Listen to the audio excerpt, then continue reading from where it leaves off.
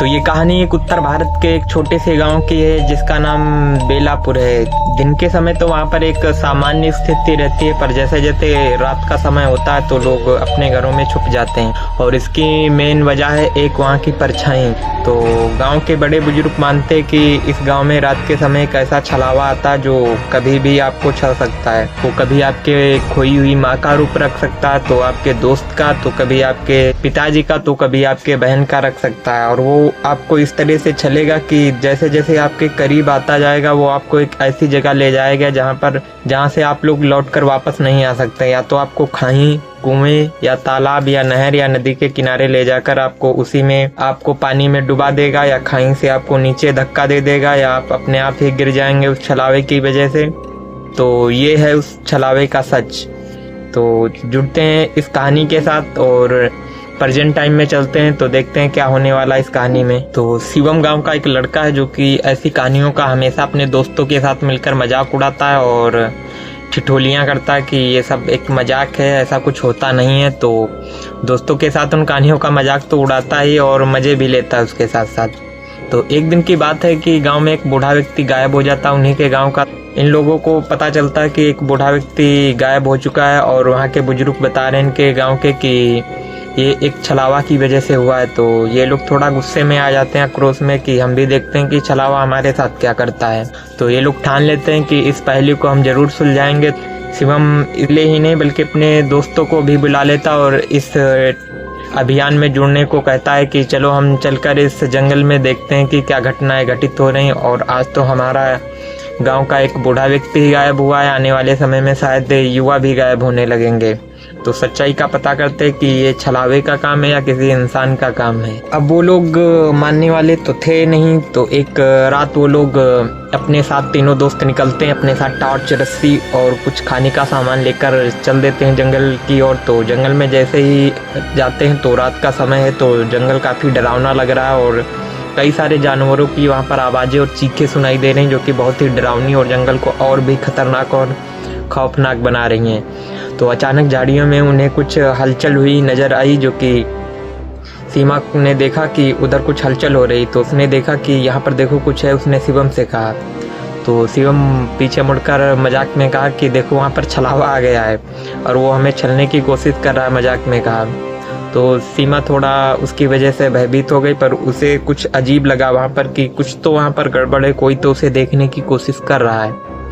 तो वहाँ से कुछ ही देर बाद एक बूढ़ा व्यक्ति निकलकर झाड़ी से बाहर आया और बोला कि तुम लोग यहाँ क्या करने आए हो। तो शिवम ने जैसे ही उसकी आवाज़ सुनी और उसने कहा कि मैं यहाँ पर सच जानने आया हूँ कि क्या तुम ही वो छलावा हो। बूढ़ा आदमी हंसने लगा और उसकी हंसी धीरे धीरे डरावनी हंसी में परिवर्तित होने लगी और धीरे धीरे उसकी डरावनी आवाज़ें धीरे धीरे उसके शरीर के साथ गायब होने लगी और वो वहाँ से गायब हो गया। इस घटना के बाद वो धीरे धीरे जंगल में आगे बढ़ते जाते हैं। तभी अचानक उन्हें एक झरने से आवाज़ होती हुई नजर आती है।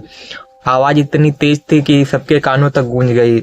तो वो लोग झरने की तरफ बढ़ते हैं देखने के लिए कि उधर क्या घटनाएं घटित हो रही हैं। तो जैसे ही वो जाते हैं तो दूर से उन्हें एक स्त्री वहां पर बैठी हुई नजर आती है जो कि पीठ उसकी इनकी तरफ है, तो वो रो रही है। तो सीमा वहां पर जाती है धीरे धीरे ये पूछने के लिए कि वो स्त्री कर क्या रही इतने रात को यहाँ पर। वो जैसे उसके पास पहुंचती तो उसे सवाल करती कि तुम यहाँ क्या कर रही हो। और वो स्त्री जो कि पीछे घूम कर देखती है इनकी तरफ, तो उसकी जो आंखें वो गहरी काली काली गुफाओं जैसी नजर आ रही हैं और उसका चेहरा जो कि बहुत ही विकृत है। और वो अचानक उठ खड़ी होती है और बोलती है कि तुम्हें यहाँ नहीं आना चाहिए था, और जो भी यहाँ पर जो चुनौती देता है वो बच के यहाँ से नहीं जा पाता है। तो ये लोग अचानक वहाँ से भागने लगते हैं। तो ये जैसे ही भागना स्टार्ट करते तो वो परछाई, एक आकृति थी, वो परछाई में परिवर्तित हो जाती है और बड़ी आकृति का रूप ले लेती है और हवा में उड़ने लगती है और कहती है जो भी मुझे चुनौती देने की कोशिश करता है यहाँ से जिंदा वापस लौट कर नहीं जा पाता है। और ये लोग काफ़ी डर जाते हैं कि ऐसा कभी उन्होंने अपने जीवन में कभी भी नहीं देखा था। इतना डर का माहौल उनके अंदर समा जाता है और वो काफ़ी डरे हुए होते हैं। पर उनकी किस्मत अच्छी रहती है, जो उनके पास उनके दादी का दिया हुआ एक लॉकेट सीमा के पास होता है और उसको याद आ जाता है उस लॉकेट के बारे में कि ये लॉकेट उसकी दादी ने इसलिए दिया था कि उसकी जो बुरी शक्तियों से उसकी रक्षा करेगी और उसको बचाएगी आने वाले समय में। इसीलिए उसके पास वो लॉकेट उसकी दादी ने दे रखा था। जैसे उसको इस माले के बारे में याद आया तो उसकी जो दादी ने उसको वो माला दिया था, वो माला को बाहर निकाल लिया सीमा ने, और जो कि अभिमंत्रित था और तंत्र मंत्रों से वो बंधा हुआ माला था, और उसमें से थोड़ी थोड़ी रोशनी बाहर आ रही थी उस छलावे की वजह से, जो कि नकारात्मक शक्तियों का एक अस्तित्व था। जैसे उसने बाहर निकाला और भगवान का नाम लिया, मंत्र पढ़ना स्टार्ट कर दिया, और जैसे उसने मंत्र पढ़ना स्टार्ट कर दिया तो छलावा देखा कि छलावा पीछे जाने लगा। उस तंत्र मंत्र की इतनी ज़्यादा शक्तियाँ बाहर आ रही थी, जो कि एक ग्राम देवी देवताओं का दिया हुआ वो माला था जो कि उसके पास था, उसकी दादी ने दे रखा था। तो वो धीरे धीरे पीछे हटने पर मजबूर होने लगा और चिल्लाने लगा। तो रोहन ने उस माला को अपने दोस्त को दिया और उन तीनों ने मिलकर उस माले को ऊपर उठाया और मंत्र पढ़ना स्टार्ट कर दिया, और छलावा धीरे धीरे गायब होने लगा। और उसने कहा कि मैं फिर दोबारा लौट कर आऊँगा और ये जंगल तुम्हारा हमेशा पीछा करता रहेगा। और धीरे धीरे छलावा गायब हो जाता और ये लोग बच जाते हैं उस छलावे से।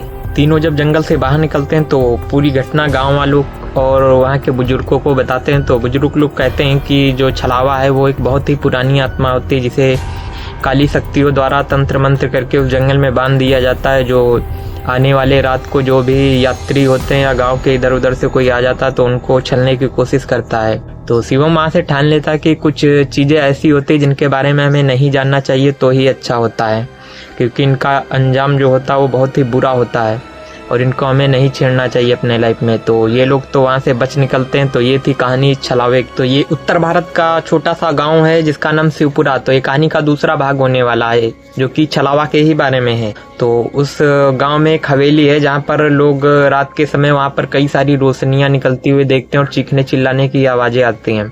और गाँव के बुजुर्ग बताते हैं कि वहाँ पर जो भी जाता है तो वो वापस लौट कर नहीं आता है। और वहाँ पर कई लोगों ने इस हवेली में झांकने की कोशिश की तो उन्होंने पाया कि उसके अंदर से अजीब अजीब चीखें सुनाई दे रही हैं, जिसकी वजह से वहाँ का पूरा माहौल डर के मारे पूरा भय में रहता था और लोग काफ़ी ज़्यादा डरे हुए रहते थे और उस हवेली के पास से रात के समय जाने से अवॉइड करते थे ताकि वहाँ पर जाना ना पड़े। ज़रूरी काम हो तभी लोग उधर से जाते थे। और जो लोग वहाँ से निकलते थे तो उनको रात के समय वहाँ पर कई सारी चमकती हुई चीज़ें नज़र आती थी और बहुत ही डरावना मंजर रहता था और अजीब अजीब आवाज़ें वहाँ से आया करती थी, जिसकी वजह से वहाँ लोग जाने से काफ़ी डरा करते थे। कहानी एक जोड़े को पता चलती है जो कि शहर में रहते हैं। एक का नाम राहुल और दूसरी लड़की जो कि प्रिया है।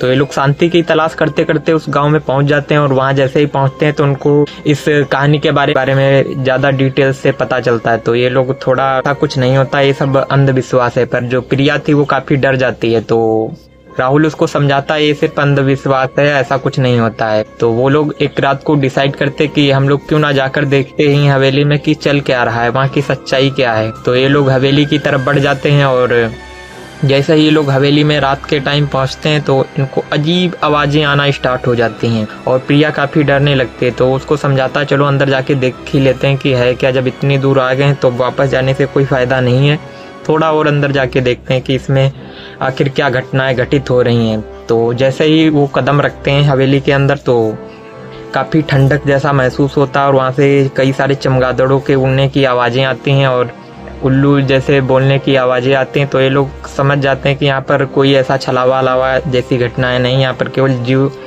जंतु हैं जो कि रात के समय आवाज़ें निकालते हैं और डराने की कोशिश करते हैं। बाकी यहाँ का सच तो कुछ और ही है। तो ये लोग धीरे धीरे अंदर प्रवेश करते हैं तो अचानक वहाँ पर धीरे धीरे चीखने और चिल्लाने की आवाज़ें आने लगती हैं। तो ये लोग अंदर बढ़ते जा रहे हैं और डरते जा रहे हैं। तभी इनको दीवारों पर कई सारी पेंटिंग नज़र आती है जिनमें एक आदमी को जलाया जा रहा है और दूसरी और एक औरत को वहाँ पर मारा जा रहा है।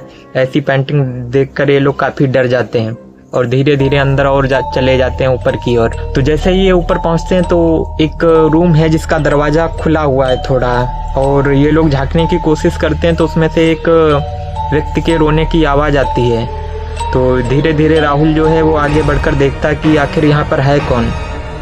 तो उसमें से आवाज़ आती है कि राहुल राहुल तुम वापस मत जाओ, यहीं रुक जाओ। तो वो अचानक से चौंक जाता है कि यहाँ पर कौन आ गया जो उसका नाम ले रहा है। वो पूछता है कि तुम कौन हो और मेरा नाम कैसे जानते हो। तो दरवाज़ा खोलकर अंदर जैसे ही घुसता तो उसको वो आकृति हवा में उड़ती हुई नजर आती है जो कि कभी वो उसके पिता का रूप लेती है तो कभी प्रिया का रूप ले लेती है। तो वो काफ़ी डर जाता है और वो उससे कहता कि तुम यहाँ से नहीं अब बच के जा सकते हो, और वो एक छलावा की आकृति थी जो उनको छलने की कोशिश कर रहा था। और जो भी इस हवेली में जाता है तो वो उस हवेली से या तो उसको धक्का दे देता है या तो वहाँ किसी ऊंचाई वाली जगह पर ले जाके उनको भ्रमित करके नीचे धकेल देता है। तो ये लोग जैसे जैसे ऊपर बढ़ते जाते तभी प्रिया को याद आ जाता है कि वो थोड़ा भक्ति में रहने वाली लड़की थी, तो उसको अचानक याद आ जाता है। तो वो हनुमान चालीसा का जाप करना स्टार्ट कर देती है, और जैसे ही वो हनुमान चालीसा पढ़ना स्टार्ट करती तो अचानक से वहाँ का माहौल बदलने लगता है और चीखें जो होती हैं वो काफ़ी तेज होने लगती हैं। और वो कहता है बंद करो ये सब बंद करो, यहाँ पर ये कुछ मत ऐसा करो। तो वो काफ़ी डरने लगता है छलावा, और वो और तेज से हनुमान चालीसा पढ़ना शुरू करती है। और धीरे धीरे वो छलावा वहाँ से गायब हो जाता है। दोनों वहाँ से बचकर निकल पाते हैं, और जैसे ही वो लोग बाहर आते हैं गांव में आकर इस कहानी को बताते हैं तो गांव वाले कहते हैं कि तुम्हारी किस्मत अच्छी थी जो वहाँ से बच के निकल पाए। वो लोग काफ़ी डरे हुए होते हैं और सुबह ही वो लोग गाँव छोड़कर दूसरे दिन वहाँ से निकल जाते हैं शहर की तरफ। तो ये कहानी थी इस छलावे की। अगर आप लोगों को ऐसी कहानियाँ अच्छी लग रही तो वीडियो को लाइक करो, चैनल को सब्सक्राइब करो। मिलते हैं एक और कहानी के साथ, तब तक के लिए धन्यवाद।